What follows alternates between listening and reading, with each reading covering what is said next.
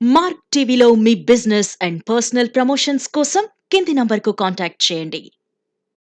Media మిత్రులకు నమస్కారం.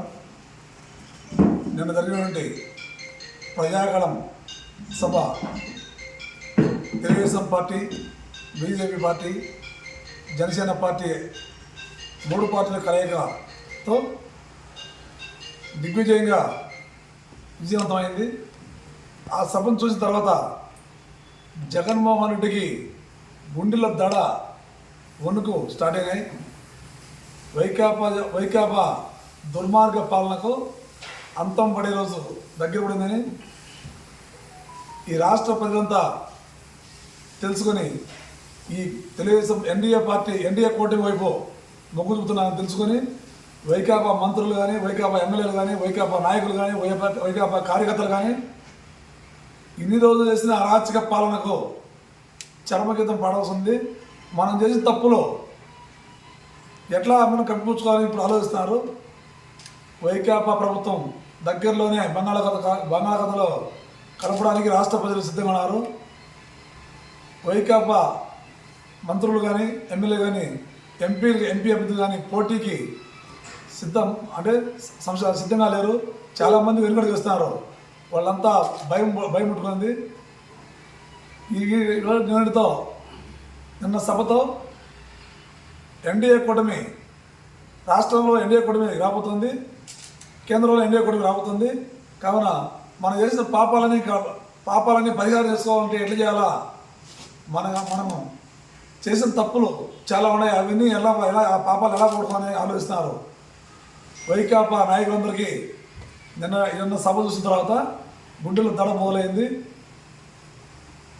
ప్రతి ఒక్కరూ రాష్ట్రంలో ప్రజలంతా గమనిస్తున్నారు. రాబోయేది రాష్ట్రంలో తెలుగుదేశం పార్టీ, జనసేన, బీజేపీ కూటమితో ప్రభుత్వం ఏర్పాటు కాబోతుంది. ఈ రాష్ట్రానికి చంద్రబాబు నాయుడు అయితేనే మంచి పరిపాలన అందిస్తారని ప్రజలంతా కోరుకుంటున్నారు. కావున త్వరలోనే ప్రజలంతా తెలుగుదేశం పార్టీ, జనసేన, బీజేపీ కూటమిని అధికారం తేవడానికి సిద్ధంగా ఉన్నారు. ఇప్పటికైనా వైసీపీ పాలకులంతా కనుపించుకొని మలుచుకోవాలని, మంచి పరిపాలన అందించడానికి సుముఖంగా ఉండాలని తెలియజేస్తున్నాము.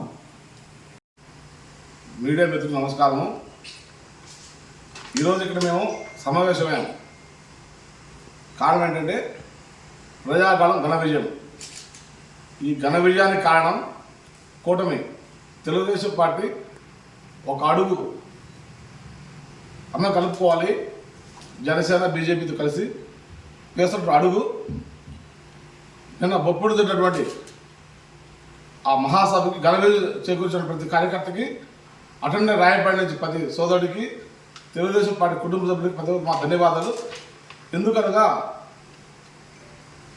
కొందరు అవకాశంగా రాజకీయాన్ని వాడుకుంటూ ఏమాత్రం స్పందించకపోయినా రాజంప నియోజకవర్గం నుంచి వందల మంది జనం పోయారు. ఇవన్నీ ఒక ఎత్తు అయితే ఈ ప్రజాకాల విజయానికి చేకూర్చినటువంటి ప్రతి కార్యకర్తకి తెలియజేసుకున్నాం.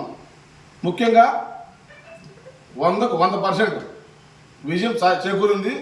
చంద్రబాబు అధికారులకు వస్తున్నాడు.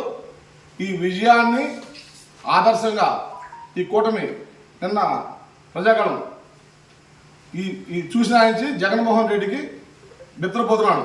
జగన్మోహన్ రెడ్డితో పాటు మా రాజంపేటలో ఒక భూ కబ్జాదారుడు అమర్నాథ్ కావచ్చు, ఎమ్మెల్యే కావచ్చు, మాజీ ఎమ్మెల్యే ఇప్పుడు ప్రెసిడెంట్ ఎమ్మెల్యే మల్లికార్జున రెడ్డి అవకాశవాదాన్ని రాజంపేట నీళ్ళు తుక్కేసి వైసీపీలో వాళ్ళు చేసిన దుర్గలు ఏంటంటే డామ్ తెగిపోయింది, పడుచుకోలే, కనీసం నీళ్ళు లేవు తాగడానికి, వాళ్ళు పడుచుకోవట్లే. ఇవన్నీ ఒక ఎత్తు అయితే రాజకీయంగా తెలుగుదేశం పార్టీ ఆనందొక్కాలి అనుకున్నారు.